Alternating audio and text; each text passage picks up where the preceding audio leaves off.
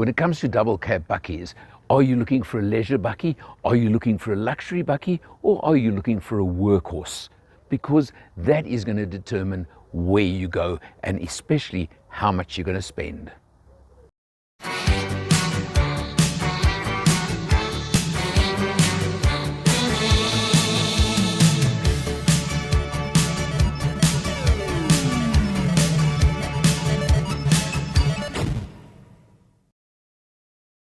Hello, my name is Michael. I'm the owner of CHANGECARS and the host of the TV show All Things Motoring.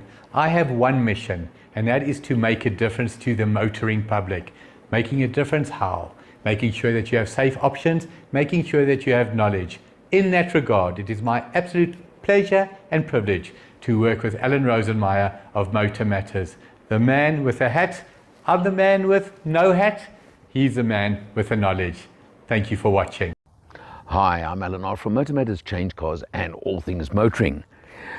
A week or two ago we tested the JAC or JAC T9, which is their new luxury leisure bakkie double cab in their range. Well, this is the next brother down in the range called the T8. You see straight away it's big, yes, but it's not as big and bold as its T9 big brother, which has got that massive waterfall grille. But it has got an interesting looking grille, the JAC name very, very clear, and you can see your headlights, daytime running lights, features like that that you expect on your bakkie. Come round the side, very substantial cladding over the wheel arches, and you've got a pretty nice looking 18-inch alloy wheel over here in the bi-color or bi-tone as they like to call it these days. So it's got features like this. The T8 is the middle of their range. There is also a T6 workhorse that you get in the range as well. We'll probably get one of those soon. But features that you do get on the T8 is a nice substantial, and it's a bar type side step, if I can call it that. So it is pretty strong, pretty robust. Let's have a look over here inside, and I'll jump in and show you the space. In the back seat, for example, the passenger seat sits even further back than I sit, but decent space, decent headroom. And while I'm sitting here, let me just explain to you. The T8 range comes in Lux or Super Lux. This is the Super Lux version, which gives you certain features that obviously you're not going to expect on the Lux one. And I'm talking whether it's artificial or real, but leather trim with a bit of red stitching, and even a standard sunroof on the Super Lux version. So it's a couple of things like that that you get on the upper model, depending on whether you want to use it sort of, can I say, for family use, or whether it's purely a workhorse bakkie. That's what you're going to have to think about pretty hard when you're looking at choosing which one you want. You come round, again, Super Lux gives you this nice substantial sport bar on the back. It looks pretty good, doesn't it? And a tonneau cover over there as well. Big substantial step on the rear as well, which is useful. And you can see, nice and bouncy, isn't it? Now, the thing about the T8 range is, like the T9, you can choose between two-wheel drive or four-wheel drive. This is the four-wheel drive version, and it gave me a chance to try out JAC's off-road abilities. You'll see quite a bit of that in this video as well, where we took it to go and play with it at Lerubisi Lodge off-road facility. The T8 is powered by a 2-litre turbo diesel engine. Power is a little bit lower at 104 kilowatts and 320 Newton meters. Manual gearbox only, 6-speed manual, which is easy, light and nice enough to use. And in general use, obviously normal use in two-wheel drive, which you'd run around in most of the time, it simply drives the rear wheels. 6-speed manual gearbox. The first and second gears are fairly short gears, but it certainly will cruise on the highway quite nicely as well. Again, you'll see more of that in the video. Hi, I'm Alan R from MotorMatters, CHANGECARS and All Things Motoring. I'm back at Lerubisi Lodge, the 4x4 trail that I often come to when I've got the right vehicle. I've got Laurie Smith, my buddy from Ride and Drive, behind the camera right now. We've been playing. We've been out on a play date. That's what we're doing today. But this JAC T8, let me tell you, has impressed. You'll see a lot more of it. You'll see some of the 4x4 action. You're also going to see us treating it as a normal on-road vehicle. But the 2-litre turbo engine may be a bit low on power at 104 kilowatts, 320 newton meters of torque, but that's on-road. No problem in 4 high or even 4 low when we came to the 4x4 range, and that's what you want to know if you're going to use it for that. But just check it out. You'll see a lot more of it. It's big, it's brutish, and it's quite tough overall. It really, I think, at the kind of price you're talking here, it's quite interesting. Okay, here we are. Lauren Smith from Ride and Drive, and Alan Rosenmeyer from MotorMatters. We're doing the 4x4 course here at Zerabisi, and Alan of course comes through flying and tries to wet me as usual. Right, here we're doing the sand. We're probably doing this in 4 high. We don't need 4 low for this. Easy peasy, lemon squeezy. Out on the road and we're taking a Sunday cruise. Why not? Because that's what we do. You should know that. You could probably hear the diesel engine, a bit of a clatter. It's a touch agricultural. It's a bit of an old school diesel, should we call it that? But you know what? It does the job. It really does.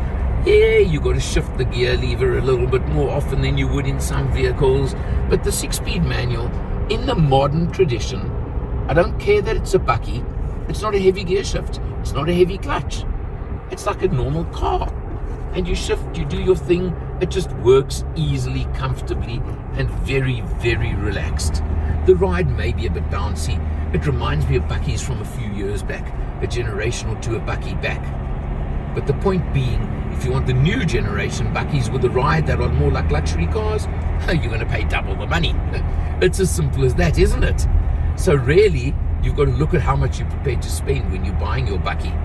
4x4 on this one as well, and as you'll see in the video, it is a decent 4x4 vehicle as well. It can handle some, I didn't give it very heavy duty off-roading. We did what I call mild off-roading, and it certainly acquitted itself decently enough on the 4x4 trail.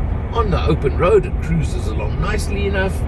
You take life easy, you take life in a relaxed manner. It's not a bucky for rushing around in, but it'll certainly do the job, whether it's on the farm, whether it's for a construction company or something like that.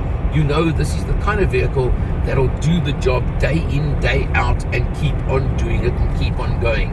If you consider the fact we've done a fair bit of urban driving and we did some 4x4ing, and we're showing 7.7 litres per 100 overall so far, I don't think that's a bad reflection either. I think it tells you that this is a pretty economical vehicle too. So that all adds up to a really, really good package. The other thing is when you consider the price point, and then you think of features like leather seats, electric adjustment on the driver's seat, sunroof, and a few other things, it's quite a surprising package, quite honestly. And I think it says a lot overall for the entire package. Savvy investing is best left to the experts. And when it comes to offshore investing, it's even more important to talk to an expert. Well, Earl Don from Forexpert is the guy you should be talking to for your offshore investments.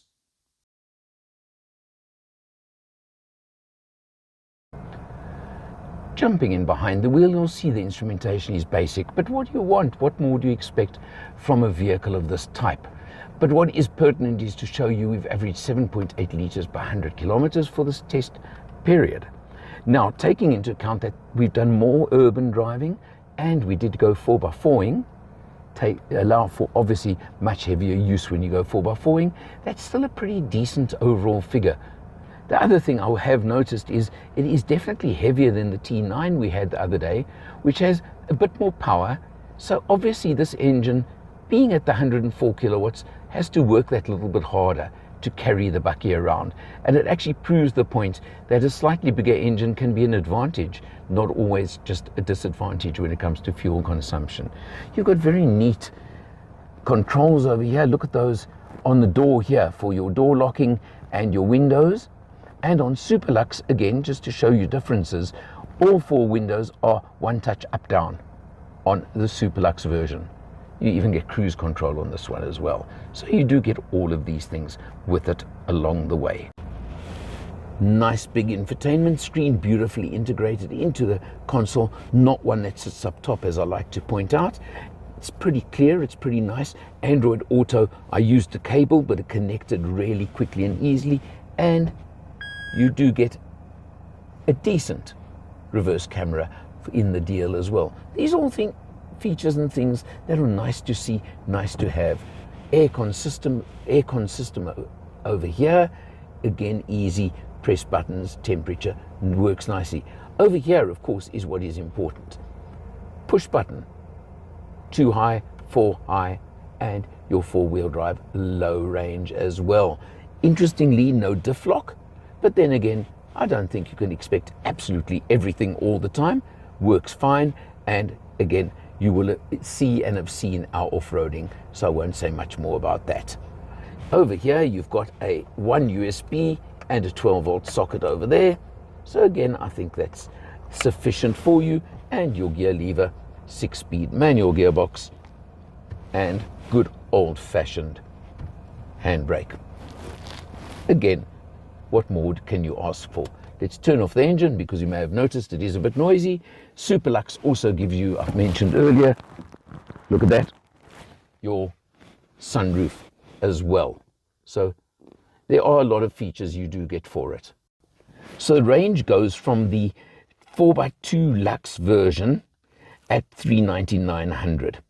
If you want 4-wheel drive on the Lux version, you're looking at $449,900. The Super Lux 4x2 is $464,900, and as we're driving it here, Super Lux 4x4 at $514,900. So it really is good value for money. Just to put it into context, Super Lux 4x4 T9 is 660,000 Rand, so 150,000 Rand more. You also, I'm quite sure, have immediately picked up the fact that a luxury spec, call it, 4x4 version at 515,000 Rand is massively competitive in today's world and in today's market. And isn't that what really makes all the difference in the world? You also even get a 5-year, 100,000 kilometer service plan thrown into the deal as well. Now, there are a couple of other brands, and most of them sourced from China, that are coming in at these kind of prices. But not that many anymore. This certainly is at the value end of the market. You can't put it any other way. I think if you're looking for a double cab bakkie, whether you want manual or automatic, well, you can only get manual in T8, but whether you want 2-wheel drive or 4-wheel drive, you've got to get into them and drive them and then decide for yourself. It's the only advice I can give you, and the best advice I can give you. For MotorMatters, Change Cars and all things motoring, I'm Eleanor. See you next time.